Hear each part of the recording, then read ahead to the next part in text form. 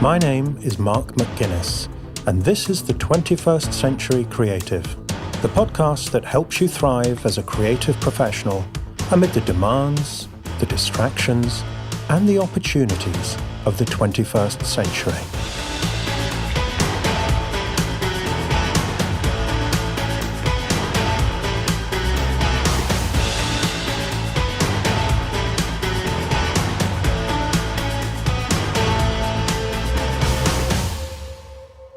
Welcome to episode 6 of season 4.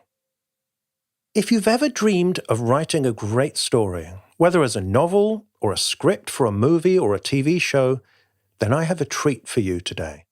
Because my guest, Erik Bork, has written a book called The Idea: The 7 Elements of a Viable Story for Screen, Stage, or Fiction. And by viable, he means a story capable of capturing the hearts and minds of millions of viewers or readers. And he should know what he's talking about because he was one of the writers and producers of one of the most successful TV dramas of all time, Band of Brothers, which followed the story of a company of US paratroopers throughout the course of World War II. I loved Band of Brothers when it came out back in 2001, and I've watched it several times since, so it was a real pleasure to talk to Erik about the making of the show and to hear what he's learned about storytelling from working on this and other productions. So, if you're a storyteller of any kind, you'll find this a really valuable interview.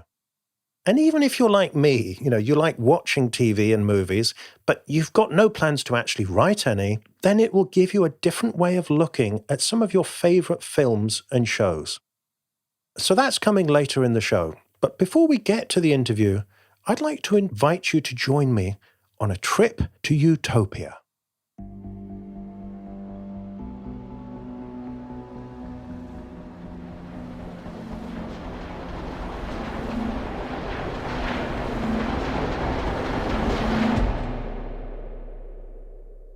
If you're a self-employed creative, maybe you recognize this experience. You meet a business expert and get into conversation about your work. At a certain point, they give you a sympathetic look, maybe put a hand on your shoulder and tell you you're doing it all wrong. What you should really be doing, they explain, is growing your business so that other people do the work for you. That way, you can scale it and earn a lot more money. If you do a really good job, you can sell it for even more money and retire early. What you have now, they tell you, is just a lifestyle business. And in their world, a lifestyle business is a bad thing. It's for amateurs and people who don't understand the realities of business. I've had this experience a few times myself. One of the most common is the person who tells me I shouldn't be doing all the coaching myself because it doesn't scale. Instead, I should hire other coaches do the work and license them to coach people according to the Mark McGuinness branded creative coaching system, TM. Then I could take a percentage of everything they earn and serve more clients while making more money. At a certain point, I'd have such a successful business that it could run itself, and eventually, I could sell it for a lot of money and retire early. It makes perfect sense. And when I think about doing that, I feel like I want to go and lie down and forget all about coaching forever. Because I didn't start coaching because I wanted to make a lot of money, or to grow a scalable business, or to sell it and do nothing for the rest of my life. I did it because I wanted to coach inspiring creative people. If I hired other coaches, they would do most of the coaching, and I would spend most of my time managing them and finding them clients, and I have no interest at all in doing that. Why go to all of that trouble so that someone else gets to do all the coaching? Yes, I could probably make more money like that. But if I just wanted to make money, I wouldn't do that. I would go and work in a bank. And crucially, If I had a business that meant I had to manage a team, I wouldn't have enough time for writing. And writing is one thing I am not going to give up. For a long time, I found it hard to shake off the idea that I was somehow doing it all wrong. Then one day, I read Derek Sivers' book, Anything You Want, based on his experience of founding cdbaby.com and accidentally, according to him, growing it to a $20 million business. Here's a quote from the book. "When you make a business, you get to make a little universe where you control all the laws. This is your utopia." Derek's words rang true for me in a way that all the logical advice never did. And I realized I was already living in my utopia. You see, in my utopia, I get up every morning and walk my children to school. Then I spend the morning writing. In the afternoon, I coach inspiring creative people or interview them for my podcast. Then I go downstairs and play games with the children before their bedtime. After that, I enjoy a nice dinner with my wife and we watch a movie together. Some days I meet up with a client and we spend the whole day together working on the next phase of their amazing career. And that's pretty utopian too. I'm struggling to imagine a better way of spending my working days. It feels like a dream come true. And it's not just about me. It's about helping my clients and readers and listeners. Because as Derek Sivers goes on to say, when you make a dream come true for yourself, it'll be a dream come true for someone else too. So that's my utopia, but everyone's utopia is different, which means everyone's ideal business is also different. Great example of this is Michael Bungay-Stanier, who was a guest on this podcast back in season 1. Like me, Michael is a coach. But he said in that interview that fairly early on he realized he wasn't so much fired up by coaching people himself as by unlocking the potential of coaching in organizations. He's on a mission to help managers and leaders become better coaches for their teams. So he's built a team who are coaching and training people in organizations all over the place. And this inspires Michael to give his best every day. And he's having an outsized impact on the world. So, even though we're both coaches, both technically in the same line of business, Michael's utopia is very different to mine. And the chances are your utopia is very different again. And even if your business doesn't grow or scale in the traditional ways, as a 21st century creative, you may find it does scale in very unexpected ways. In my case, there are other ways to scale than hiring a team of coaches. You see, in my coaching practice, I work with high achievers, so every person I coach is having a big impact on the world, and I can make a big difference by helping them perform at their best. Plus, my books and this podcast allow me to reach many more people than I could ever reach through coaching, even if I hired a team of coaches. So I'm not at all sure that I'd make a bigger difference by hiring a team. Remember Laurie Miotte, another guest from season 1? She took her knowledge and contacts as a designer specializing in branding for the wine industry and created a whole new business, Outshinery.com. She uses a very small team and computer-aided design to send her winery clients photorealistic publicity shots of their latest vintage before the wine has even been bottled. This way, she can create more images at lower cost and more consistent quality than doing things the old way, i.e. by shipping fragile bottles in packages to be photographed. Or remember Tina Roth-Eisenberg from season 2, who's created a series of unusual creative businesses and projects via collaboration and technology, including a series of creative mornings lectures in 204 cities all around the world every month. Or how about Daniel Betcher, also in Season 2, who creates one-off, timeless pieces of exquisite jewellery? Or CJ Lyons in Season 3, who self-published her thrillers and sold over 3 million books? Each of these creatives is creating their own utopia and building surprisingly scalable and successful businesses in the process.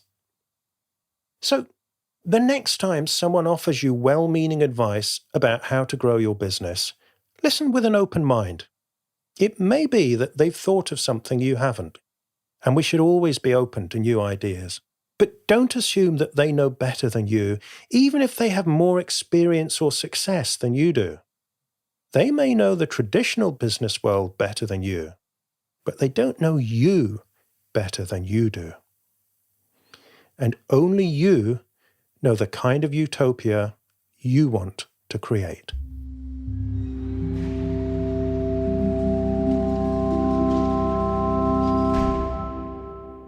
If you're enjoying the 21st Century Creative, you may like to know there is more to this podcast than meets the ear. To help you succeed in your creative career or business, I've created an in-depth program, the 21st Century Creative Foundation Course. It covers the personal and professional skills you'll need to succeed as a creative professional in the 21st century. In other words, the stuff they probably didn't teach you at art school, on your creative writing masters, or wherever else you learned your craft.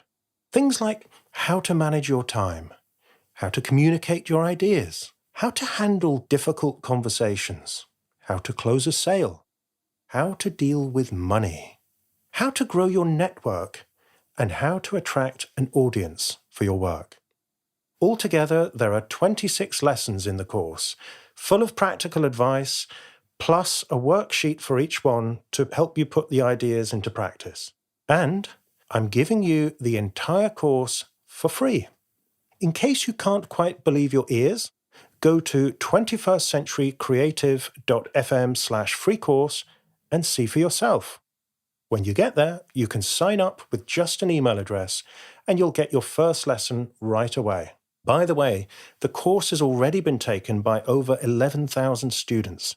And on the sign-up page, you'll see lots of testimonials from other creatives whose lives and careers have been changed by the course.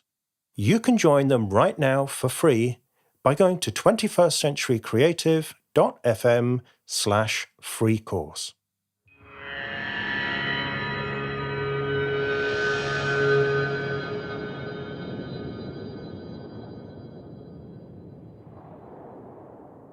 Erik Bork is a screenwriter, producer, script consultant and coach who has won 2 Emmy and 2 Golden Globe Awards for his work on the HBO series Band of Brothers and From the Earth to the Moon.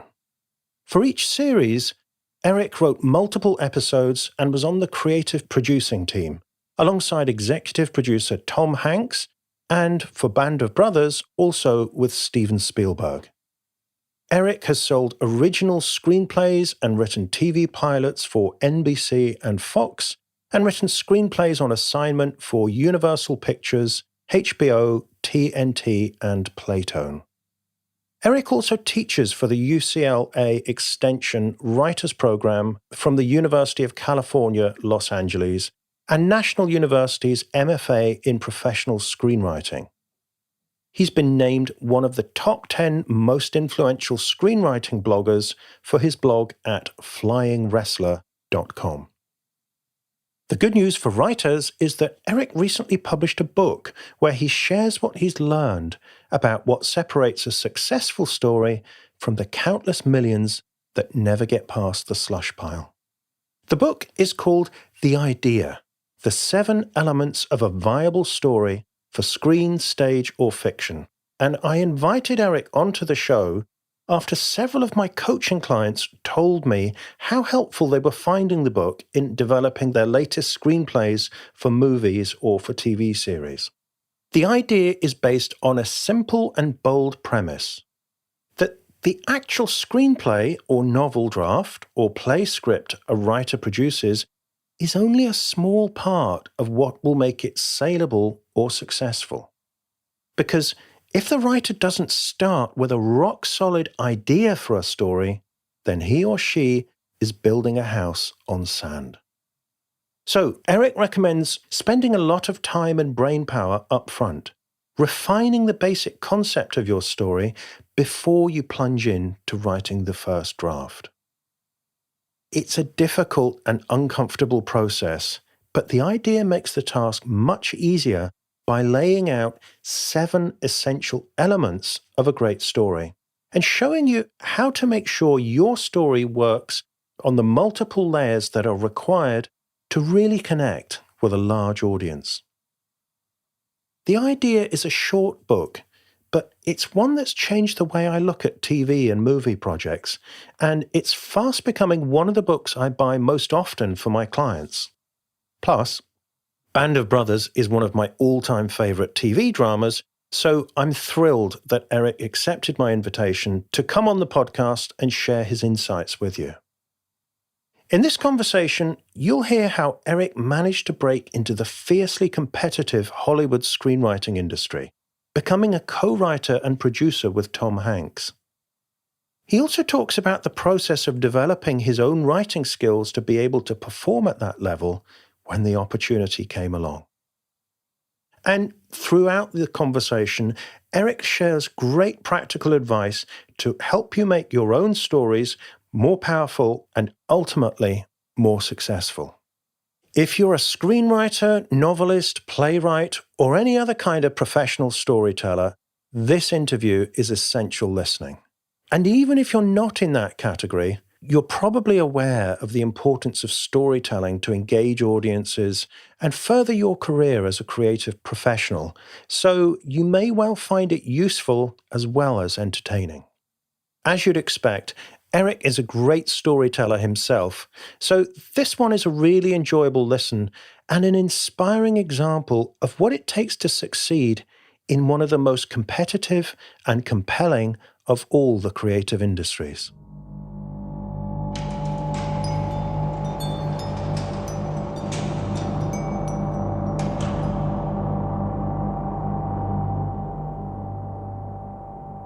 Erik, when you started out as a writer, what drew you to the idea of writing for the screen?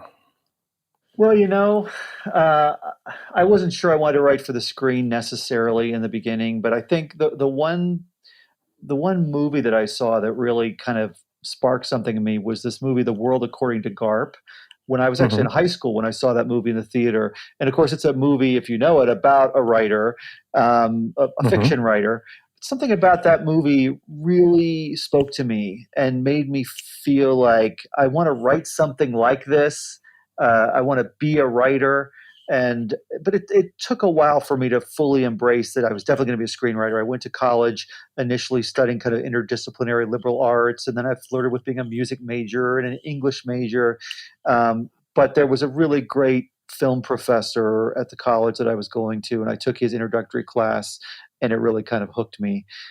So I knew I wanted to write, and eventually I realized I really want to write stories, and I think screenwriting was because it's a collaborative art form. Of course, the reality as a screenwriter is you end up working alone a lot, especially if you're a film writer versus TV. Even in TV, you're coming up with ideas for series and pilots. You're just on your own in your little room. But eventually, if your stuff is getting made, it's this really exciting collaborative art form, and that's what appealed to me. In addition to just the idea of I want to creatively express and tell stories that move and entertain people, like some of my own favorites.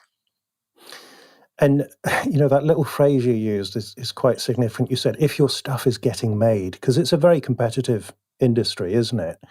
How did you get your break? Yeah, well, I mean, I grew up in Ohio in the Midwest, far from the creative film industry, and I eventually realized after I graduated film school with a bachelor's degree in motion picture production, one of the most useful degrees one can have. I decided I really wanted to be a screenwriter, maybe eventually a writer director, but a writer, and do it in the mainstream business. I flirted with the idea of, do I stay in Ohio and sort of make independent films, which a lot of the people, from my program do. But I ultimately decided, no, I'm going to move to Hollywood, and I'm going to work as an assistant in the industry, a secretarial assistant. And Mm-hmm. so I kind of researched that a little bit, and I found out that you can start as a temp, where you just fill in for somebody, who's away sick for a day or on maternity Yeah. leave or whatever. And so when I got to LA, I sort of registered with these temp agencies, and with some of the studios had their own in-house temp pools through their human resources department. And I quickly started getting assigned to these temp assignments at 20th Century Fox Studios. And eventually, long story short, that led to me working for Tom Hanks's production company as a temp.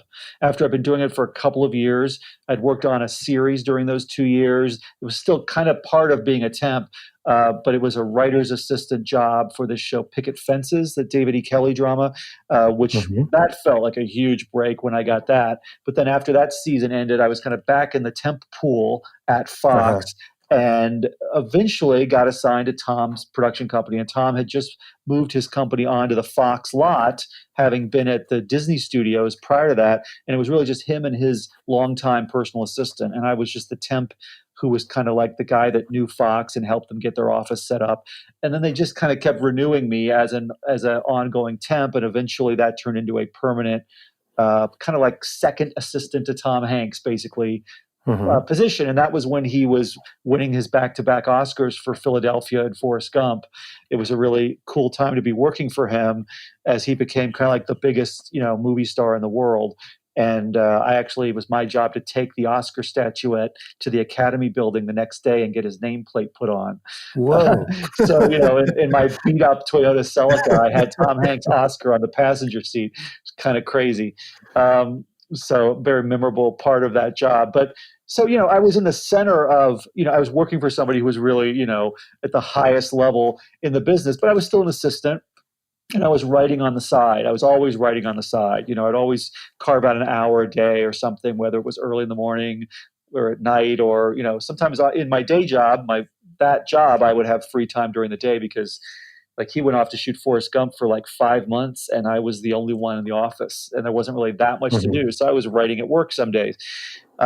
So anyway, eventually I segued from writing original screenplays that no one was interested in, that would take me maybe a year to write one, to writing sitcom half-hour spec scripts of existing shows, which in those days, that was the best way to break into TV writing. You wrote existing shows, a sample episode to show you could do it.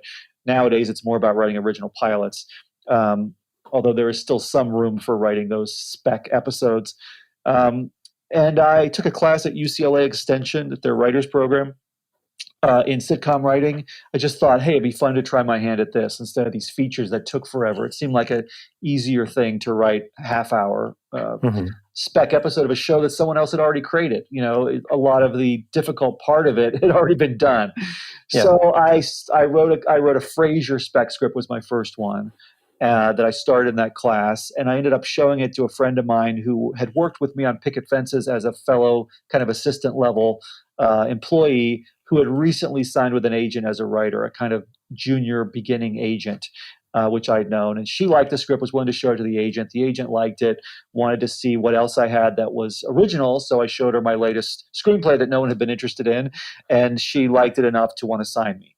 So I was working for Tom as my day job, but she signed me and immediately gave me a bunch of notes on the script she'd signed me on, the Frasier script, so for me to rewrite it. So Mm-hmm. I rewrote it, and eventually she liked it enough to say, okay, now write your next one. And so over the course of maybe a year or so, I wrote a Mad About You and a Friends script as well. And she functioned, this agent, kind of like a manager would today, very hands-on, would read the outline, read every Mm-hmm. draft, give lots of notes. Agents don't typically do that, but she didn't. She was a very new agent at a small agency and didn't have a lot going on really. So that was very helpful to me. And eventually, I had these 3 scripts, and she was saying them out, and not a whole lot was happening. But I was starting to feel like I'm moving in the direction of, I could eventually get a staff writer entry level job working on some sitcom. It'll probably be some brand new show that I haven't heard of. I might not like it very much. It may get canceled in its first few episodes, as they often do. but that's kind of my plan of what I hope will happen. But life had other plans in the sense that Tom's assistant, learning about all this stuff that I was doing, said, "Oh, maybe Tom should read one of your sitcom scripts." I don't know why she offered that, but it wasn't something I was going to ask Tom to help me in my writing aspirations. Sure. I knew that wasn't the thing to do in that position. Yeah. So eventually, he read one or two of those scripts and pronounced me a talented writer.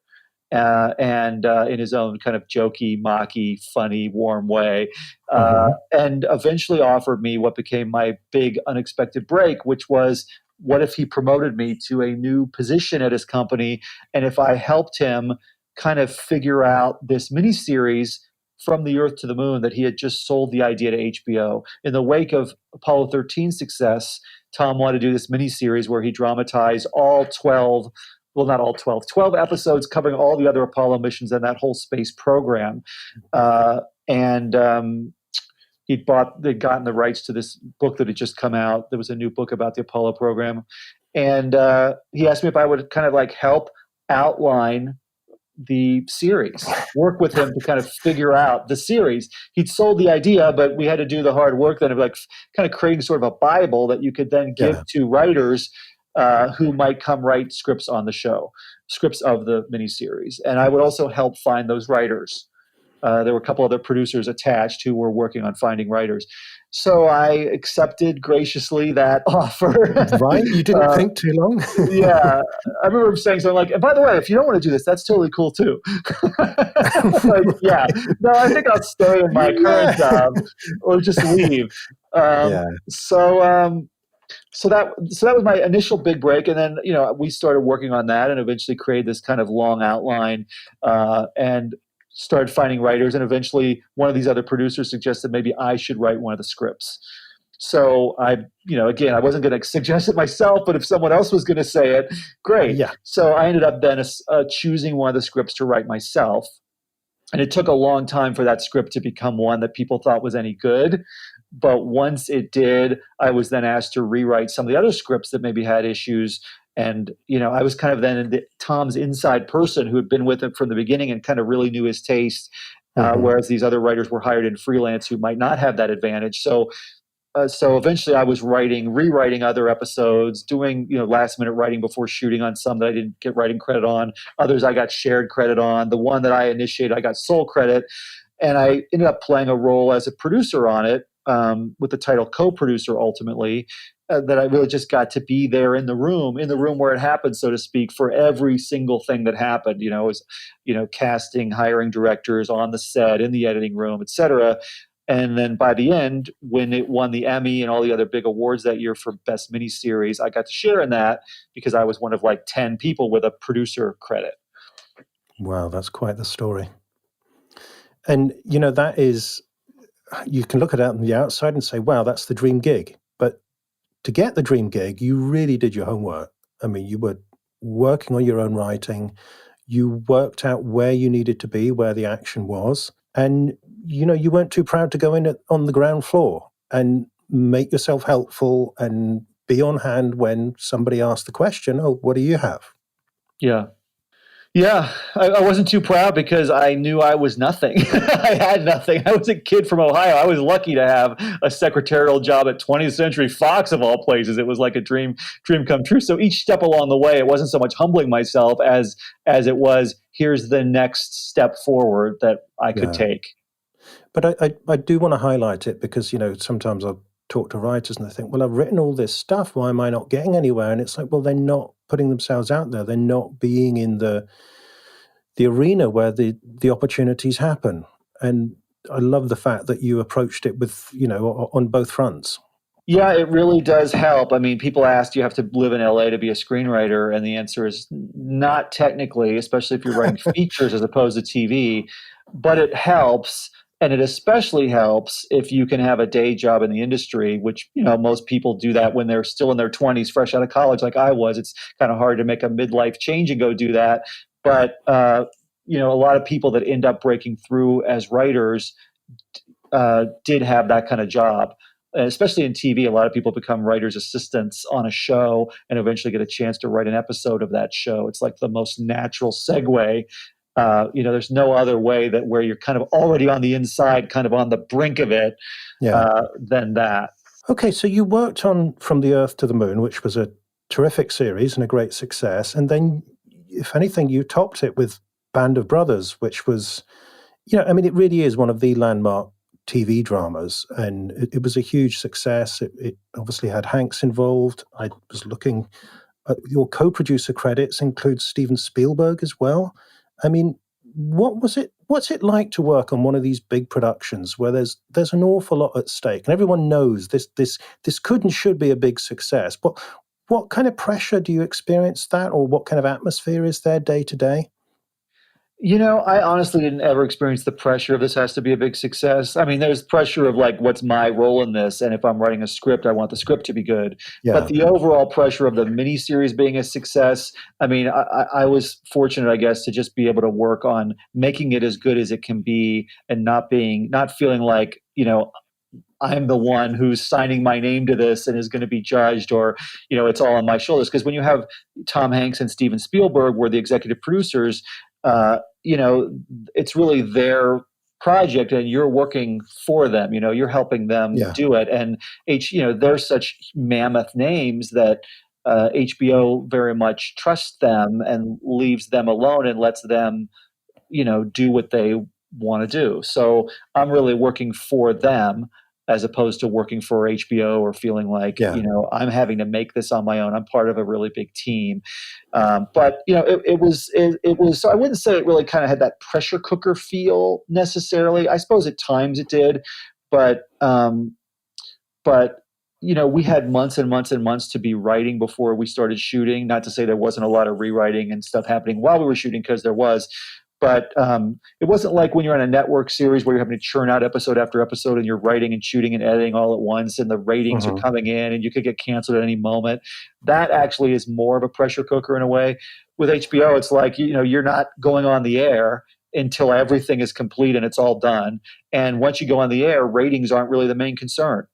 It's reviews and awards. And they both miniseries did really well in those two aspects. So that was cool. It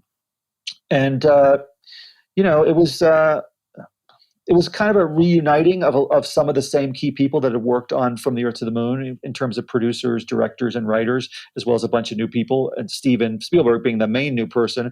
Tom and he had done Saving Private Ryan, and Tom had now done this one miniseries, and I guess they got to talking about, let's do another HBO historical miniseries together this time, and they picked this Stephen Ambrose book, Band of Brothers, to adapt. And then there were a team of us writers, and I again got to be a writer producer. But we shot it in England. It was really fun to be able to spend many months living in London and shooting there. And so it was definitely a step up in the sense that From the Earth to the Moon shot in Orlando, Florida. Nothing against Orlando, Florida, but London was kind of more fun.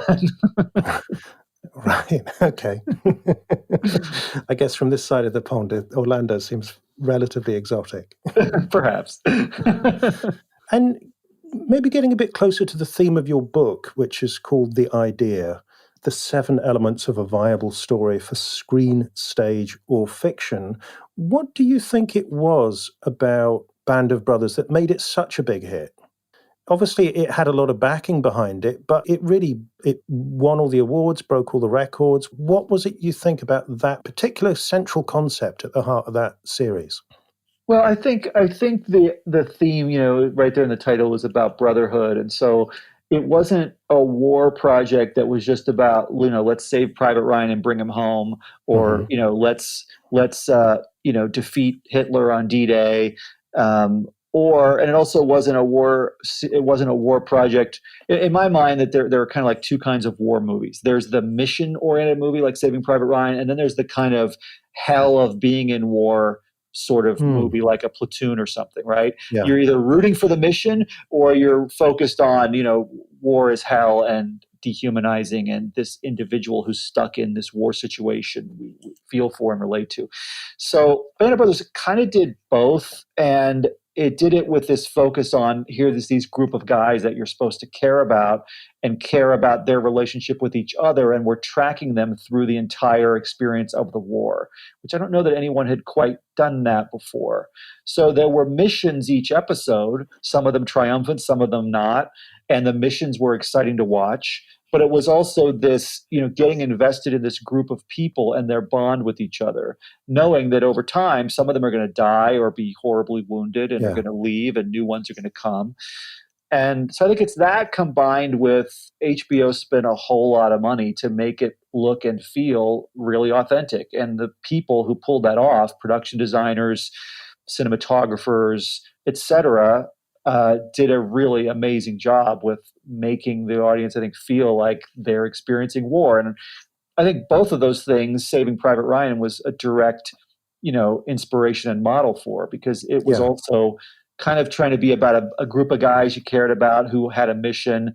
It also depicted World War II in a new way that people felt was incredibly authentic and placed you there in a way that nothing else had done before. And so the lessons from that, Steven Spielberg used kind of directly, put those into the miniseries in terms of him kind of coaching the directors and all of us. And so we definitely were on the shoulders of that movie, I think. And okay, let's start to think about your book, The Idea, because, there's a load of books written about the whole process of screenwriting. But I think you've done something really new here, which is to look at the essential, before you get too far into the nuts and bolts of the script and the story arc and the character development and plot, so on, is what is the basic concept at the heart of your story? How did you get the idea for The Idea? Well, I've been kind of coaching writers for the last kind of like 10 years on their stories and screenplays and series ideas, and teaching screenwriting a bit, as well as continuing on my own projects and experiencing all the hills and valleys of a screenwriting career. And what I've realized over time is that the biggest mistake writers make, and I very much include myself, is that we tend to want to jump into the writing process too quickly before we have an idea that's really, truly, quote, viable. And we don't realize, of course, that it's not truly viable because we probably don't get feedback on the idea the way we would on the finished script. But I think that tends to be a mistake, because when I read a client's script, because usually people come to me with a finished script and just want me to give feedback on it, as opposed to an idea, and they want me to help them as they develop it, although I do that more these days. But historically, it's been, here's my finished script, what do you think? And I would say that 90% of the notes I have, the notes that are the most critical, the most important, the most needing to be dealt with, are notes on the basic concept for the story, on those first decisions that they made and kind of almost forgot about and took for granted, as they then spent months or even years working on structure and outlining and writing script drafts. Now, of course, there's a level of professional execution in terms of scene writing and structuring that has to be there, and most of these writers don't have that, either, because it's definitely a long road to get to the point where you can write at that level. But I would say what I've noticed is that most screenwriting books and classes and most writers are focusing on story structure and scene writing, and not so much is the idea worth writing. What is the basic idea? But it's really an idea business. And I learned on the business side, even when I was developing TV ideas as my only thing I was doing, pitching ideas to my agents and hoping they would like one. And then I would go pitch it out into the world and hope to sell it, and sometimes sell and sometimes not, and write the pilot and all that whole TV development world. I really learned that the fundamental idea that you could pitch in a 2 or 3 sentences, even in TV, matters hugely to the project's chance of success. And it's really not easy to come up with an idea that ticks off all the boxes that would make someone like my agents at CAA or a producer or a network executive say, that's something we want to do. That's a potential hit show. And sometimes it's an idea that's not that different from things that have come before, and it just has like one key fresh element or twist to it. Or sometimes it's something that feels just like strikingly original. But but it's definitely, the whole idea of a log line. It's not just, oh, I need to be able to give the 2 or 3 sentence version of my project so that people have something to refer to it as. It's actually that 2 to 3 sentence version will reveal if it's a viable idea to begin with or not. So working on lots of different ideas that can be expressed pretty briefly like that, and understanding what those ideas need to have to be sellable, is something that I've become rather obsessed with, both in my own work and in working with other writers. So I didn't see other books out there that did this, and I felt like it was the one thing I was obsessed with, which is let's slow down and make sure the idea works before we start structuring it and writing it. So the whole book, and it's inspired by blog posts I had done over the years where I would touch on some of these things, is really about, okay, if we take that philosophy and that approach, the book's not focusing on story structure or scene writing really hardly at all. What are the elements of a viable idea? How do you figure out if you have them, and how do you incorporate all of them? And so that's what the book became, this acronym for what those 7 elements are, using the word problem as the acronym, because every story is about a problem, or every series is really about a problem that feels like it can never be solved until maybe the very end. And okay, I really want to dig into the elements of the problem first, but just to back up slightly, you've got this really provocative rule in the book, which I love, called the 60-30-10 rule.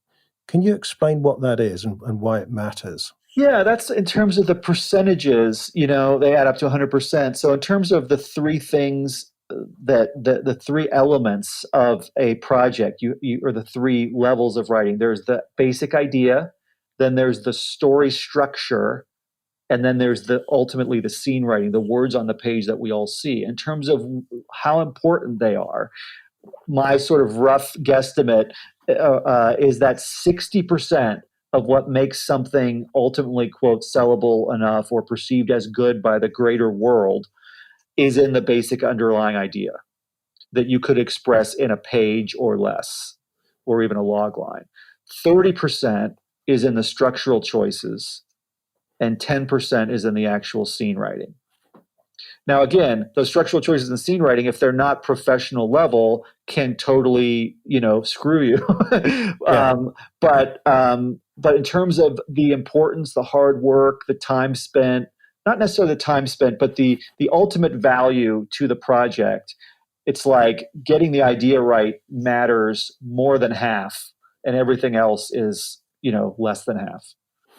And I love what you said just now about it's important to slow down at the beginning, because I think so many of us, whether it's whatever we're writing, we're so eager to get words on paper and feel we're being productive and feel we're getting somewhere and we're getting the daily word count a lot of writers use. But what you're saying is really at the beginning, maybe the fewer words is better and more thinking is better. But I guess that feels uncomfortable. Well, I think it does, and because we're all that way, and I'm still that way. Like I struggle with doing this myself on my own projects, because you Right. do want to get to the writing, Yeah. and often the writing, especially when you're writing actual scenes, is more fun and playful Mhm. than the idea generation process, which feels very amorphous and very like like you're just moving these building blocks around, and it can be hard to make that feel fun and creative. The one caveat I will say, because I'm imagining some of your listeners now may be balking at some of this, is this book is really aimed at commercial fiction or screenwriting. I'm not sure it Mhm. applies so much to literary fiction or anything Yeah. that you might see as artistic, experimental, more niche audience. This is more if you're trying to sell your work, reach a large audience, make a living at it, kind of thing.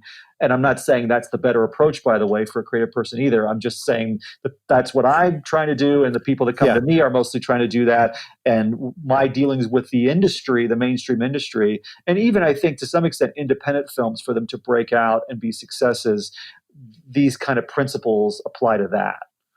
Yeah. So when you say viable, you mean in terms of mainstream mass appeal? Yes, and mass appeal doesn't necessarily mean it's an Avengers movie. By the way, it Yeah. just means it could be, it could reach millions of people successfully. Because mainstream could be, it could be a movie that costs 2 million to make and then makes 10 or 20 million. That's still probably, to make 10 or 20 million at the box office, probably there's some exceptions out there, but even those kind of movies, I think these kind of principles apply to those. With fiction, I mean, if you're one of the greats, whose prose is just has a use of language and explores thought and character in a way that's just revelatory, and brilliant, this kind of stuff may not matter as much because you're not necessarily trying to write a quote good story in the same Hmm. way. Yeah. I suppose, like if you're writing the corrections or something, I mean, there's still story there, but it's maybe not as focused on these principles. But if you're writing, young adult fiction, or you're trying to write the next Twilight or crime fiction or anything that's going to be a bestseller, for the most part, I think these principles apply to fiction as well. Yeah. And I think even if you are writing something that's fairly niche or art house or literary or however you like to describe it, I don't think it does too much harm to know some, the elements that would make it more successful or popular if you wanted it to be. I think we can all learn from looking at, well, what are the kind of things that are like to grab people's attention? And you don't necessarily have to go with everything. Well, I certainly am not going to disagree with you on that point, and I would also say, for me, it's grabbing attention, and it's, I think the most important part for me is emotional investment. To me, Yeah. and again, I Yeah. come from screenwriting, and it's all about that, getting the audience emotionally invested in what the character or characters are going through, what the difficulty is, what they're trying to achieve. That's really, to me, what the screenwriter's job is. And emotional investment includes entertaining them and causing them to get to an emotional state that they want to be in. So that's one side of it. But if they just find it interesting on an intellectual level, it generally doesn't work. Not that that's what you were saying, but it just made me think of this Yeah. point that Yeah. to me, it's all about, why should I care? When I read a script or watch a movie or a series, why should I care? Why do I want to keep watching or reading this? And I think that's the main thing writers struggle with, is how do you get millions of strangers to care about your Hmm. character and the situation they're in and your story, and believe in it and feel like it's happening to them and that they're part of it. Uh, the successful things find a way to do that, and it's not as easy to do that as it might look. And a lot of what I've explored and racked my own brain with as a writer is, well, how do you make them care? What are the reasons why I care here and I don't care here? How do I codify that as principles? And that's what the book tries to do. So maybe this is a good point for us to look at these 7 elements of the problem structure. Could you just run through these quickly Yeah. for us? We got a Yes. sense of it. Yeah, so the acronym is problem. So my concept here is that your idea for a story or for a series or a book or whatever, movie, ideally you would do well in these 7 areas. That your story idea that you could pitch to somebody, even in a log line, a few sentences, a quick pitch, would clearly reveal itself to be, well, there's a problem at the center of the story, right? Every story, including a series, Hmm. there's a problematic situation at its heart. So that problem needs to be these 7 things. First, it needs to be punishing. That's the P, which Yeah. means the main character typically, or characters that you're following, are kind of beaten up and kind of in hell, under siege. It presses them to their limits. It's incredibly difficult to solve whatever it is, and it usually gets more difficult and more complicated as the story plays on. The R is for relatable, which means the audience needs to emotionally identify with your main character or characters in a very strong way, feeling like they almost become them and are experiencing the story events themselves. And traditionally, that might mean that the characters are likable in some way, and or they're facing problems that make us care about them, even if they're not necessarily inherently likable. But the problems grab us so much that we're like, how are they going to solve these problems? I hope they can solve these problems. The O is for original, meaning that it has to be fresh and unique to you in some way, or unique to the world of story, but you don't have to completely reinvent the wheel either. Sometimes you can go too far trying to be original and not observe these other 6 elements enough. So original means it's a fresh twist on something familiar, on a Hmm. familiar genre or type of story, tends to be a better way to go than to say, I have to come up with something that's completely brand new in every possible way, which is kind of impossible to do, especially while still being punishing, relatable, and all these other things. The B word is believable. And this might seem obvious, but so many scripts and episodes of TV I could watch tonight fall apart if I don't believe it all as real. You may have some fantastical premise at the heart of your story that you have to get the audience to buy into, and usually you should do that at the very beginning and make it really clear what that is. And then from that point on, you want to see human beings behaving in ways that feel believable, that feel real given the situation. And what sets writers really apart, where you have people in the industry saying, wow, they have such a unique voice, such a great voice. Maybe there's some of that's about originality, but I think a lot of that is when a writer's capable of writing something, characters, a setting, a situation, a world, in a way that feels so authentic and so real that you really feel like you're living in that world, and that you feel like this writer must be from that world. Right. That level of authenticity or quote realness or believability is really golden and not easy to achieve. Especially while you're trying to do all these other things, which might seem like they go against that sort of realness factor, because you're also trying to be, entertaining and punishing and original and all that. So the L word in problem is life altering, which is about stakes, meaning it's got to be really, really important for the story problems to be solved. The audience has to care because it feels like, for life to be livable, these things have to be solved. Like, it's unacceptable if they're not solved. They have to be, they force the characters to focus on the problem right now, and everything else goes out the window. It's so important that it gets solved on a sort of primal level, as the Save the Cat books talk about. You want it to feel primal, especially I'm thinking about, screenplays, now you want it to feel like, for all to be right with the world, this problem must be solved. So it can't be medium to low stakes. It can't just be, this character's going to lose their job. Well, they could find another job. Like, there's certain kinds of things. There's a list of stakes in that chapter that are acceptable, that are big enough. Life and death obviously being the biggest, but stories have worked with non-life and death stakes, many times as well. But still, it has to feel like it's almost like life is at stake for it to feel big enough, even if it's not literally life at stake. And there's a lot of ideas fall down because, what are the stakes? Does this really feel important enough? Does this really feel big enough to make the audience go, oh my God, I care so much? So the E is entertaining, which means let's not forget that it's the entertainment business. If you're in the film and TV world and you're really being paid to entertain people, they're picking up your book or watching your movie or series usually because they are promised a certain type of entertainment experience. They're going to be whisked away into a romance.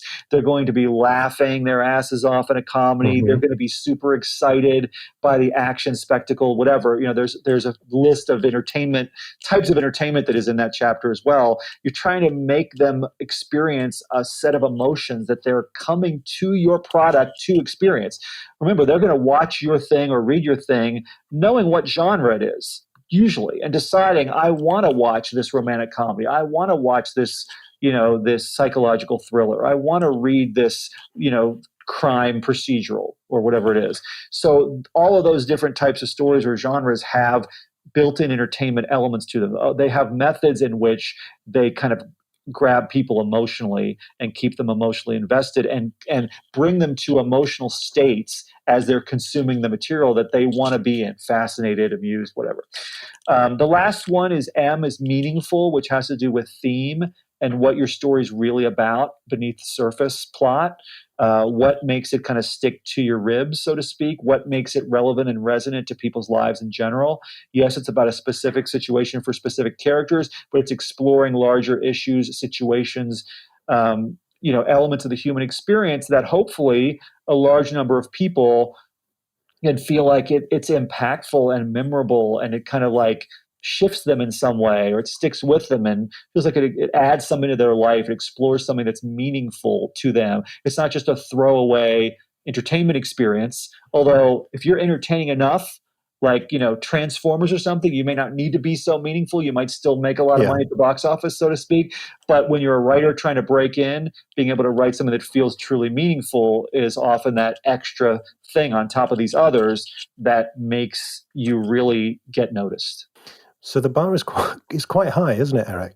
I know it When seems you break it down overwhelming like when you this, think of it that way. it's a It's lot. hard to do all that. It is. It's hard. I struggle with myself every day as a writer. And, not that I'm like using my own book and poring over all these things because I've internalized it, but yeah, it's not easy to achieve all that, and that's I think why it's not many people who want to do this on a percentage basis actually break through and do it successfully. And even those who do, they might have one or two or three successful projects and then a whole bunch of ones that aren't.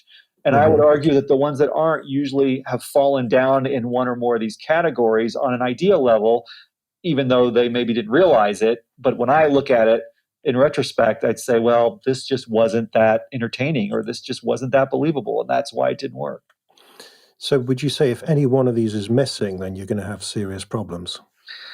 Um, yeah, I mean, I hate to be too absolutist and rigid about it, but yeah, I do think if any one of them is seriously missing, because these are fundamental, elemental things, if you're completely not entertaining, you're going to have a very small audience. Although if you do all these other things well, like Manchester by the Sea or something, maybe that's not Yeah. entertaining, but it was so No. good in all the other ways Right, that it at right, least right, won right. an Oscar or two and was a critical favorite.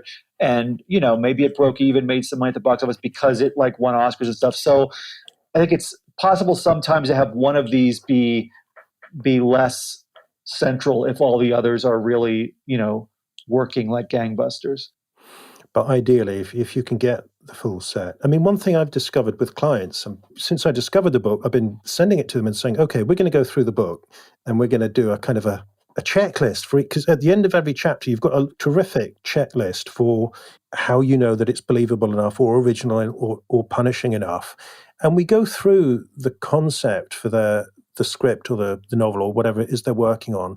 And what we usually discover is that it's not that the whole thing falls down, fortunately, but that they discover that they're really good at, say, 3 or 4 of these elements, but there's another 2 or 3 that they're not so good and that they've overlooked in, the pursuit of making the character, I don't know, original and believable. It's not that life-altering or it's not that entertaining.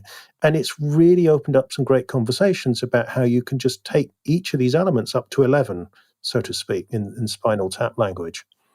I love that. That's so great to hear. It warms my heart. And it's nice to hear that when you're working with people, and I have my own clients, the same thing, that it's like, no, a lot of this works, but here's a couple areas that Yeah. that we could pay attention to elevate it.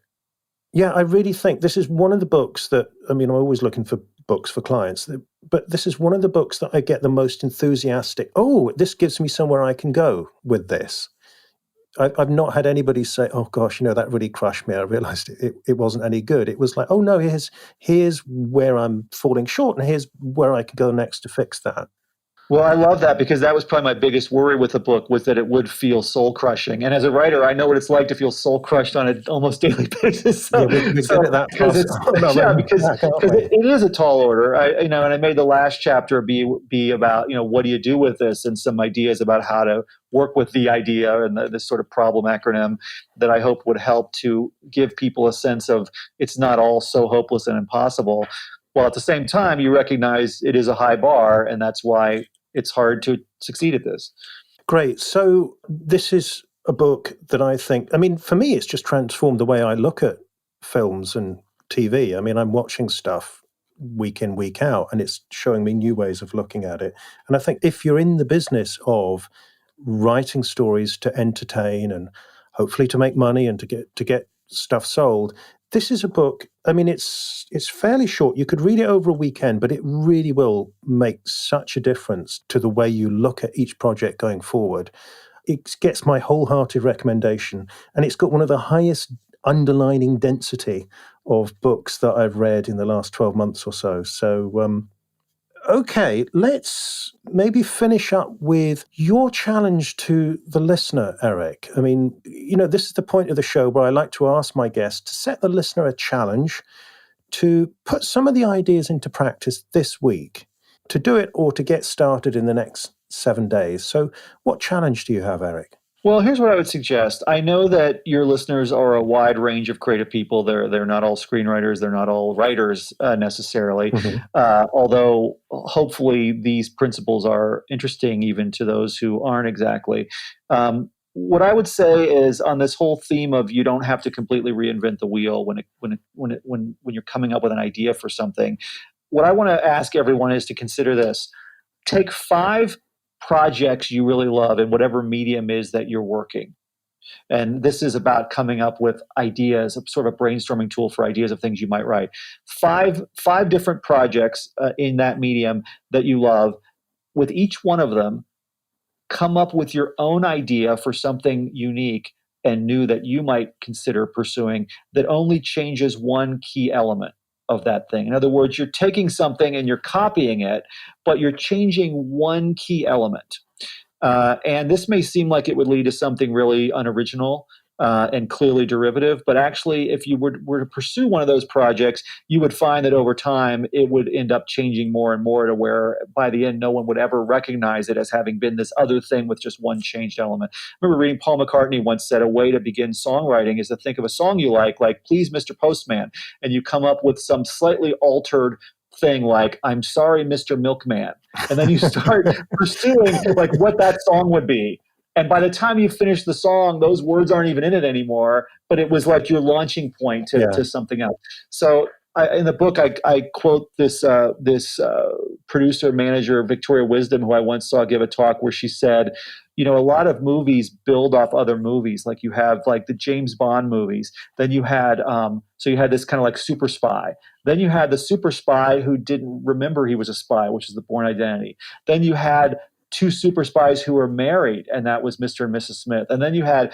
2 super spies who were the kids of married spies, which was Spy Kids. And I thought that was really intriguing, that it was like you take this viable type of story that fits a genre and has been successful, and you say, what's a way to do it that hasn't been done before? What's one element I can change that would kind of shift everything, but isn't me coming up with something totally original with nothing to start from, which is hard and intimidating to do.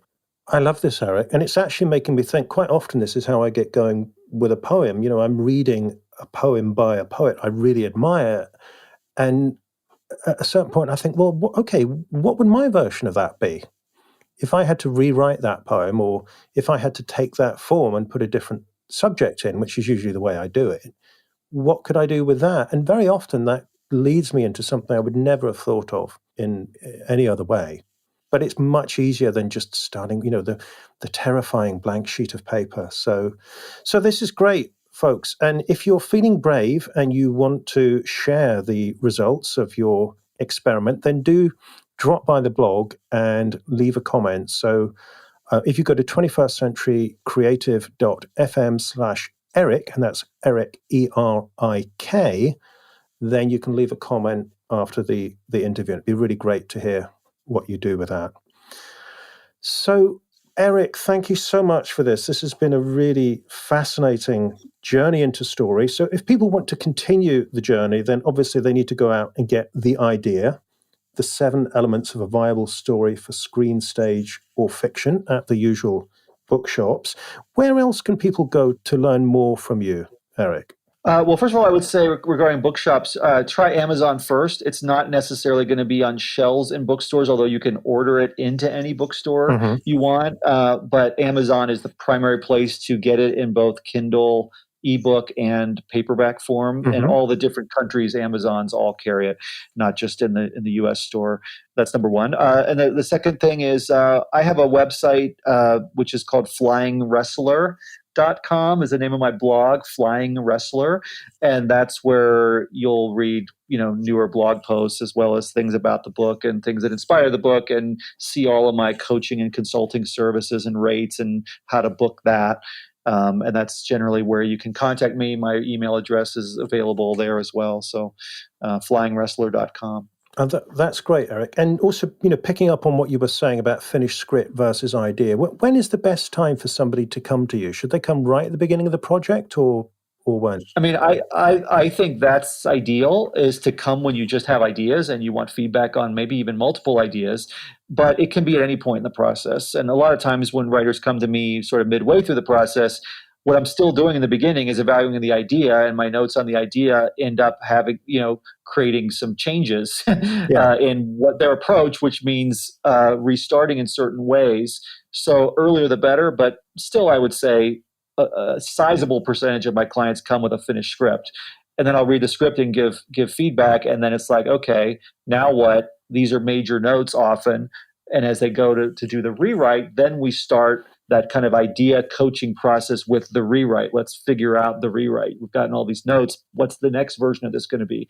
Or possibly another project they decide they want to work on next. So people might feel like they want feedback on more than just a log line, which is understandable. So sometimes it's a synopsis, sometimes it's like a 4-page, like save the cat beat sheet, plus some script pages. I have a lot of different ways that I work with people.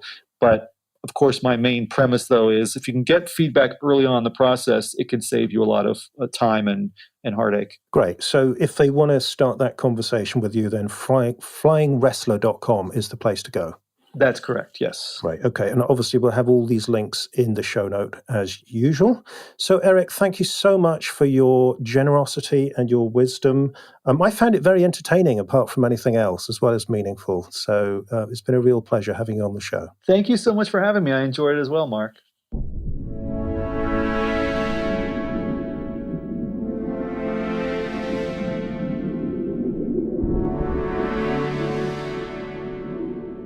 You have been listening to The 21st Century Creative, hosted by Mark McGuinness. You can find the notes for today's show with more information about my guest and links to the sites we mentioned, as well as all the backlist episodes of the podcast at 21stcenturycreative.fm. If you enjoyed the show, I do hope you'll subscribe in iTunes, and I'm always grateful if you could take a couple of seconds to just go to the iTunes podcast app and give the show a rating. If you'd like to have the 21st Century Creative Foundation course delivered to you for free, giving you 26 lessons of advice and worksheets on carving out an original creative career, you can sign up for the course at 21stcenturycreative.fm/free course. And if you are an experienced creative and you're curious about getting my help as a private coaching client, then the first step is to go to 21stcenturycreative.fm/coaching questions and answer the questions on that page. Thank you for listening. I hope you'll join me again soon.